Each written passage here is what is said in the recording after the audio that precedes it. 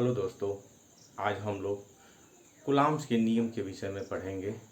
Coulomb's के नियम के विषय में बताने से पहले जो गलतियां हम लोग करते हैं, पहले मैं उन गलतियों के विषय में आपको बता देना चाहता हूं। हम जो है केवल रटा रटाया पढ़ लेते हैं कि क्या दो आवेशों के बीच लगने वाला आकर्षण बल अथवा प्रतिकर्षण बल आवेशों की मात्राओं के गुणनफल के अनुपाती तथा उनके बीच की दूरी के वर्ग के व्युत्क्रमानुपाती होता है। ये चीज़ हम मान लेते हैं, इस तरह से कह देते हैं। यह हमारा कहना गलत है। यानी कि अगर हम एनसीईआरटी बेस पर इसको देखें तो हम लोग जनरली इंग्लिश में क्या कहते हैं कि the forces between two charges is directly proportional to the multiple of their magnitude of their charges and inversely proportional to square of distance between them. यही हम लोग रट लेते हैं, बट ऐसा कुछ नहीं है। हमें पहली कंडीशन है, पहली चीज़ है, हमें यह जानना है कि यह जो आपका कूलॉम्स लॉ है कैसे चार्जेस के लिए है। यह चार्ज जो है पॉइंटेड चार्जेस के लिए है। किसके लिए है? पहली चीज़ मैं आपको दिखाना चाहता हूँ, वह किसके लिए है? पॉइंट चार्ज के लिए। चार्ज हमारा क्या होना चाहिए? पॉइंट होना चाहिए। पॉइंट चार्ज मतलब होने का मतलब क्या है? यह बिंदुवत होना चाहिए। इसका क्या मतलब है? इसका मतलब यह है कि जो चार्ज को हम अगर मूवमेंट में होगा, चार्ज हमारा क्या होना चाहिए? जिसे हम कोई भी सरफेस ले लें, उस सरफेस पर चार्ज हमारा डिस्ट्रीब्यूशन सब पर, हर एक पार्ट पर, सरफेस के हर एक पार्ट पर वो क्या होना चाहिए? वह डिस्ट्रीब्यूटेड होना चाहिए। ये नहीं कि कहीं चार्ज ज़्यादा हो कहीं चार्ज कम हो, तो उस स्थिति में यह कूलॉम्स लॉ फॉलो नहीं हो पाएगा। अब दूसरा पॉइंट आता है, वह स्टैटिक्स होना चाहिए, चार्ज मूवमेंट में नहीं होना चाहिए। अगर चार्ज मूवमेंट करेगा तो वहाँ कूलॉम्ब फोर्स काम नहीं करेगा। तो यह क्या है? यह जो है यह म्यूचुअल चार्जेस के बीच में यह फोर्स को बताता है। यह कूलॉम्स लॉ क्या बताता है? जो चार्जेस हैं, सपोज करिए एक चार्ज यह पॉइंटेड चार्ज है, सपोज कर लीजिए Q1 है, दूसरा यह पॉइंटेड चार्ज है, सपोज कर लीजिए यह Q2 है, Q2 है। तो अब इनके बीच की डिस्टेंस सपोज कर लेते हैं कितना है? R है। तो इस कंडीशंस में कूलॉम्स लॉ क्या कहता है? कूलॉम्स लॉ यही कहता है कि स्टैटिक्स एंड पॉइंटेड। स्टैटिक्स का मतलब क्या हुआ? स्थिर, और पॉइंटेड का मतलब क्या हुआ? बिंदुवत। चार्जों के बीच में जो फोर्स लगता है, वह फोर्स जो है तीन चीज़ों पर डिपेंड करता है। अब तक हम लोग वही दो चीज़ें रट लेते हैं कि उनके जो है मैग्नीट्यूड, चार्जेस के मैग्नीट्यूड के मल्टीपल के प्रोपोर्शनल, और उनके बीच की जो डिस्टेंस होती है उसके स्क्वायर के इनवर्सली प्रोपोर्शनल। ये रट के हम लोग चले आए थे। ऐसा नहीं है।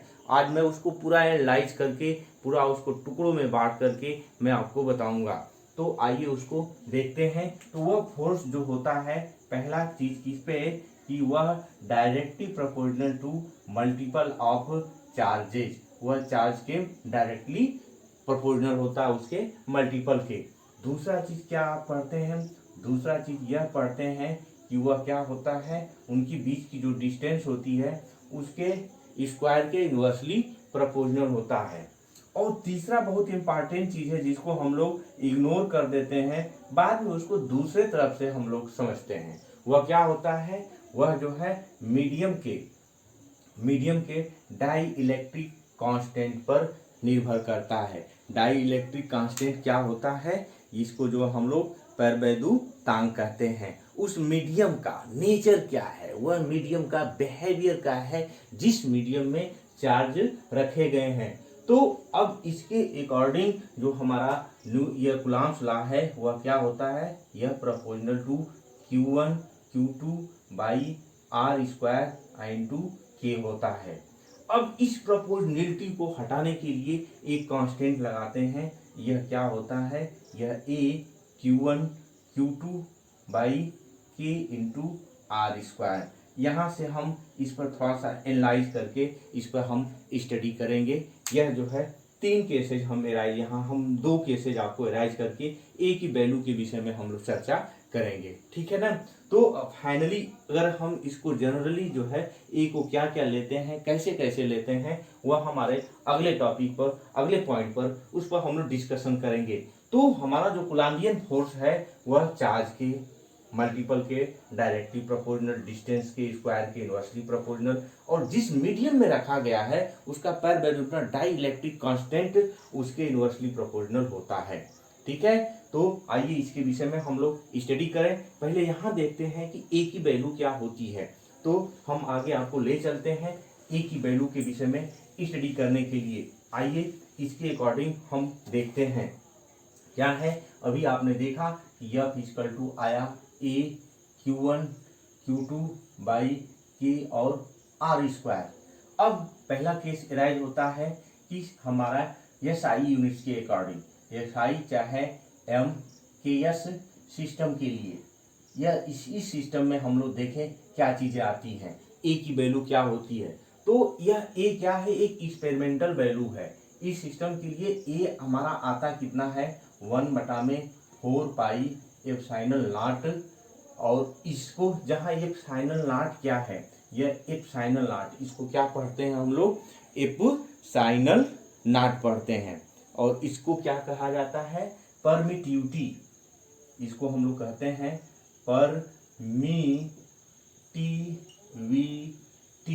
Permittivity of free space either air के लिए भी इसको हम लेते हैं, E0 को एयर के लिए आइदर फ्री स्पेस के लिए लेते हैं। यह क्या होता है आपका, इसको हम लोग हिंदी में भी कुछ कहते हैं, वह होता है वैद्युतशीलता, वैद्युतशीलता इसको कहते हैं। थोड़ा सा हिंदी मीडियम के भी बच्चे होते हैं, एनसीईआरटी उनके यहाँ भी है, तो थोड़ा सा मैं आउटलाइन उसमें डाल देना चाहता हूं ताकि उनको समझने में कोई दिक्कत न हो।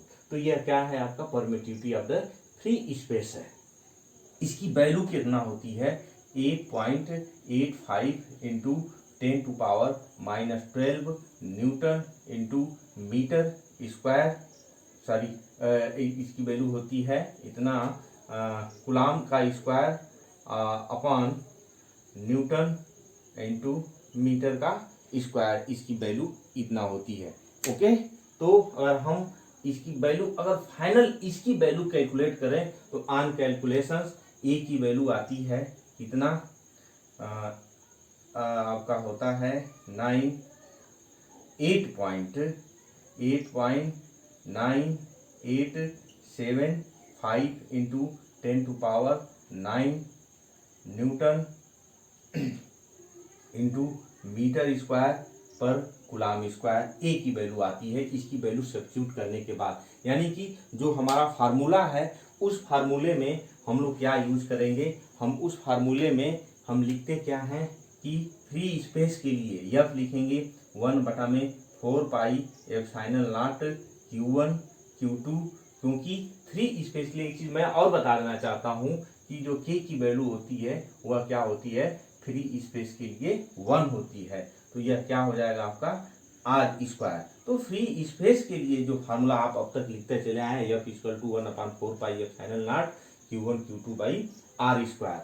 बात क्लियर हो गई, यह हम यूज करते आ रहे हैं। इसको हम लोग लिख सकते हैं F equal to 9.0 into 10⁻9 Q1 Q2 by R square, यह जो है आपका फ्री स्पेस के लिए होता है। आइए हम थोड़ा सा के की वैल्यू पर डिस्कशन कर लें, हम एप्सिलॉन नॉट पर डिस्कसन कर लें। तो यहाँ देखा गया है कि यह क्या होता है, इसके विषय में थोड़ा सा स्टडी कर लें ताकि आगे चल करके हमको इसकी जरूरत पड़ेगी। तो फ्री स्पेस के लिए आपने देखा, फ्री स्पेस के लिए यह एप्सिलॉन नॉट था, किसी मीडियम के लिए यह कितना होगा, एप्सिलॉन आर होगा।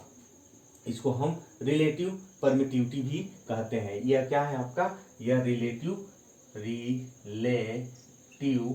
परमिटिविटी है, ठीक है ना।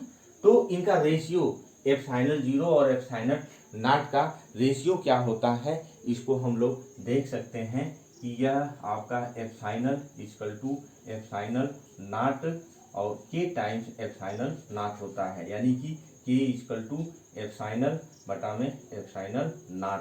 यहाँ से इसकी वैल्यू निकालते हैं। के को क्या कहते हैं, डाई इलेक्ट्रिक कांस्टेंट भी कहते हैं, कभी कभी इसको जो है हम लोग डाई इलेक्ट्रिक कांस्टेंट, के को क्या कहा जाता है, डाई इलेक्ट्रिक कांस्टेंट, हाँ चाहे इसको हम लोग रिलेटिव क्या कहते हैं, स्पेसिफिक इंडक्टिव, इसको स्पेसिफिक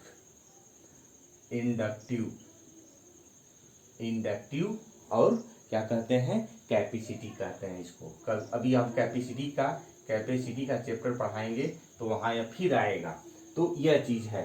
तो यह क्या है, यह जो किसी मीडियम के लिए या किसी भी मीडियम के लिए की का मान हमेशा ग्रेटर देन क्या होता है, 1 होता है। जहाँ की फॉर एग्जाम्पल हम वाटर के लिए की कितना होता है, 81 होता है। और किसी भी कंडक्टर के लिए, किसी भी सुचालक के लिए के की वैल्यू कितना होती है, इनफाइनाइट होती है। ठीक है ना। तो जहाँ भी के लिया जाता है वह जो है हम अचालक पदार्थों के लिए ही लेते हैं, कुचालक पदार्थों के लिए ही लेते हैं, इंसुलेटर्स के लिए ही लेते हैं, और इसी के लिए इसको हम डाइलेक्ट्रिक कांस्टेंट के रूप में इसका हम लोग यूज करते हैं। तो ये रहा के आपका। अब हम लोग आगे चलते हैं, क्या है कि हमारा सीजीएस सिस्टम रहेगा। तो सीजीएस सिस्टम में हम इसको क्या लेते हैं, सीजीएस सिस्टम में ए की वैल्यू हम लोग क्या रखते हैं। इन सीजीएस सिस्टम, दूसरा जो है आपका इन सीजीएस सिस्टम हम लोग ए की वैल्यू यब किस में लेते हैं, यब हमारा किस में होता है, डाइन में होता है। और चार्ज किस में होता है हमारा, ESU यूनिट ऑफ चार्ज, जहाँ की हमने आपको ये पहले ही बता रखा है।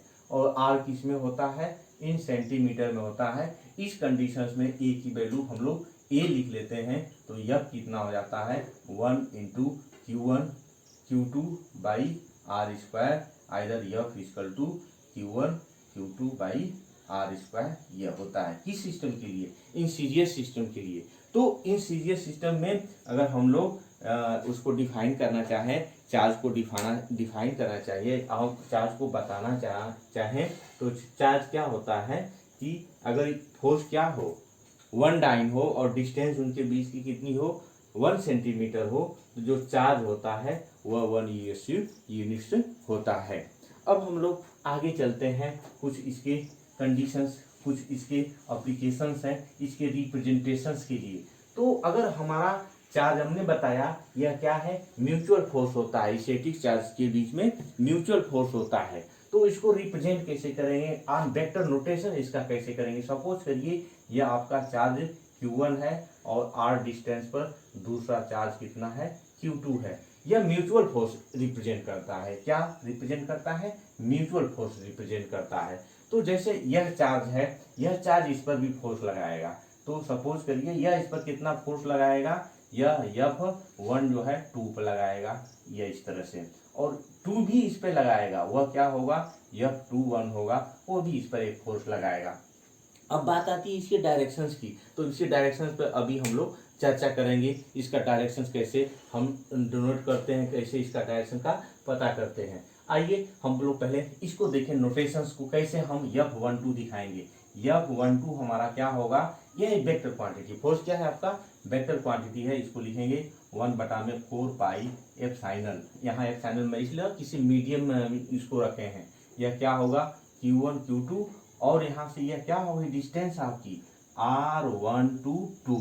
इसका मतलब यह क्लियर हो रहा है, यह फोर्स की डायरेक्शंस में लगा हुआ है, वह जो है वह 1 से दूसरे, यानी कि पहले चार्ज से दूसरे चार्ज के डायरेक्शंस में यह फोर्स लगा हुआ है। ठीक है। अब इसी तरह से दूसरा फोर्स क्या होगा, वह फोर्स होगा F21 होगा। यहाँ से कह सकते हैं 1/4 पाई एप्सिलॉन और Q1 Q2 बाई R21 का स्क्वायर। अब ये दोनों फोर्सेज इक्वल एंड क्या होंगे, अपोजिट होंगे। अगर यह उस पर लगा रहा है तो वह वाला भी इस पर लगा रहा होगा। हम कह सकते हैं कि F12 क्या होगा, माइनस F21 के इक्वल होगा। यानी कि हम कह सकते हैं इस बात को, इस चीज को हम बता सकते हैं कि यह क्या है, यह किस नियम को फॉलो करता है, यह जो है न्यूटन्स के थर्ड लॉ को फॉलो करता है। बात समझ में आई। तो इसका नेचर क्या होता है, जो कोलम्बियन फोर्स होता है हमारा, वह कंजर्वेटिव नेचर का होता है, यानी कि संरक्षी बल टाइप का होता है। बात समझ में आई। और हम लोग आगे चलते हैं। अब ये इसका नोटेशंस हो गया। अब वेक्टर नोटेशंस क्या होगा, वेक्टर्स में हमको यूनिट वेक्टर चाहिए, तो यह हम वेक्टर नोटेशंस में इसको वेक्टर नोटेट कर सकते हैं। वह क्या होगा, 1/4 पाई एप्सिलॉन Q1 Q2 और बाई R12 का स्क्वायर, और R कैप हम एक वेक्टर लगा देते हैं, वह 12 लिखेंगे। अब इसी वेक्टर को अगर हम लिखना चाहें इन वेक्टर फॉर्म, तो यह कितना हो जाएगा, 1/4 पाई एप्सिलॉन और कितना Q1 Q2 बाई R12 का स्क्वायर है, और इसको क्या लिख सकते हैं, R12 वेक्टर और बटा में यह R12। अब यह कितना हो जाएगा, यह हो जाएगा 1/4 पाई एप्सिलॉन Q1 Q2 और बाई R12 का होल क्यूब और R वेक्टर 12। यह फोर्स किधर लग रहा है, 12 डायरेक्शंस में लग रहा है। इसी तरह से सिमिलरली जो है F21 हम निकाल सकते हैं। F21 क्या होगा, 1/4 pi epsilon Q1 Q2 R21 का होल क्यूब और यहाँ से R21 का यह वेक्टर, यह इसका वेक्टर नोटेशंस हो गया। बात समझ में आई। अब इसको हम लोग आगे ज़्यादा स्टडी के लिए फिर बाद में देखा जाएगा।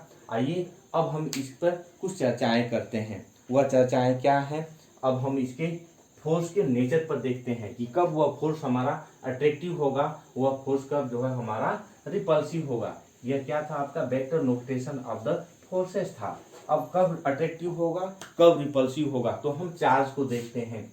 यह चार्ज आपका Q1 है और दूसरा चार्ज Q2 है। हम यहाँ फोर्स को देखते हैं, क्या होगा कि अगर चार्ज हमारा यह पॉजिटिव होगा और ये भी चार्ज क्या होगा हमारा पॉजिटिव होगा, तब की कंडीशंस में यह फोर्स क्या होगा हमारा रिपल्सिव होगा। ठीक है ना, यानी कि प्रतिकर्षण वाला यह जो है बल लगेगा। ठीक है ना। अब हम दूसरा केस देखते हैं कि यह निगेटिव है और यह पॉजिटिव है, तो क्या होगा, अट्रैक्टिव होगा। यह अट्रैक्टिव फोर्स होगा, यानी कि आकर्षण बल लगेगा। क्या लगेगा, आकर्षण लगेगा।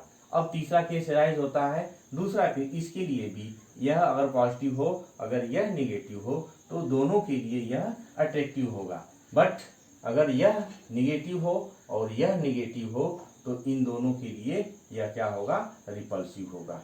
तो इस तरह से हम जो है देख करके लगा सकते हैं कि जैसे सपोज करिए इसके केस के लिए, तो इस पर क्या होगा, फोर्स आउटर साइड काम करेगा, F इधर काम करेगा और F जो है इधर काम करेगा। इसके केस में भी फोर्स क्या करेगा, आउटर साइड में काम करेगा, F इधर काम करेगा और F equal and opposite directions में काम करेंगे। इसके केस में क्या होगा, F इधर काम करेगा और ए वाला फोर्स जो है इधर काम करेगा। यहाँ भी वही बात है, F इधर काम करेगा और F जो है इधर काम करेगा। तो इस तरह से इनका जो डायरेक्शंस हम जो है नोटेशन कर लेंगे। इस डायरेक्शंस का इंपॉर्टेंस हमको जो है वहाँ मिलेगा जब हम लोग इलेक्ट्रिक फील्ड पढ़ेंगे, तो वह चीज़ आपको मिलेगी। आइए कुछ और स्पेशल चीज़ें हैं, इसके विषय में हम लोग देखते हैं। वह क्या है, इसके कुछ महत्व हैं, इसके इम्पॉर्टेंस हैं, यह किसके लिए कूलम्ब्स का नियम काम करता है, किसके लिए कूलम्ब्स का नियम बनाया गया है, उसको हम लोग देखते हैं। तो यह कूलम्ब्स का नियम जो है, हम दो तरह के फोर्सेज, सबके लिए नहीं, 10⁻⁻2 नहीं, -10 मीटर के जो डिस्टेंस का रेंज होता है, जो r की वैल्यू इसके इक्विवेलेंट होगी, तो उसके लिए यह कूलम्बियन फोर्स काम करता है। और जो है हमारे न्यूक्लियर फोर्सेज 10⁻⁻50 मीटर के रेंज के होते हैं, इन दोनों के लिए यह जो है कूलम्ब्स का यह फोर्स जो है नियम फॉलो करता है। अब हम लोग आते हैं, कुछ विशेष चीजें हैं, कैसे कैसे क्या होता है, हम न्यूक्लियस के केस में देखते हैं। न्यूक्लियस के केस में क्या होता है कि न्यूक्लियस के केस में जो हमारा एटॉमिक नंबर 82 से ग्रेटर देन, जेड की वैल्यू क्या होती है, 82 से ग्रेटर देन होती है, उसके लिए जो हमारा कूलम्बियन फोर्स है, जो न्यूक्लियस में हमारे प्रोटॉन्स और प्रोटॉन्स यह दोनों पर क्या होगा, सेम चार्जेस होता है, तो वह क्या होता है, कूलम्बियन फोर्स इफेक्टिव ज्यादा हो जाता है, क्योंकि यह इसके लिए न्यूक्लियस का रेंज यही है ना, रेडियस उसका जो है इसी रेंज का होता है, तो वह ज्यादा इफेक्टिव होता है और यह क्या करता है, ब्रेक करके हल्के एटॉमिक नंबर वाले एटम्स में यह टूट जाता है। बात समझ में आई। तो इस तरह से इसका यहाँ इंपॉर्टेंस है।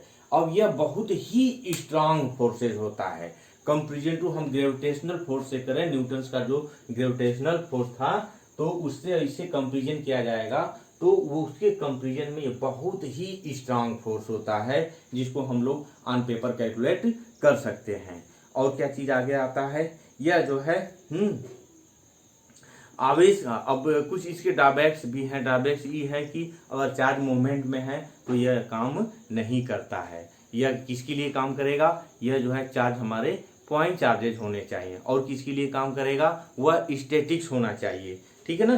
तो अब हमें लग रहा है कि आपके स्तर पर चार्ज के विषय में इतनी जानकारी बहुत अच्छी रहेगी। आप इतना अपना क्लियर किए रहिएगा। आगे जो है मैं अगली वीडियो में आपको इलेक्ट्रिक फील्ड बताऊंगा, यह सारे कॉन्सेप्ट वहाँ ज़रूरत पड़ेगी। तो यह वीडियो आपको बहुत अच्छी लगी नहीं लगी, यह आप कमेंट बॉक्स में ज़रूर हमको लिखा करें। और जो है अगर आपको अच्छा लगा हो तो इसको सब्सक्राइब जरूर करें और इसका बेल आइकन जरूर दबाएं ताकि मैं आगे आपको और वीडियो दे सकूं। धन्यवाद।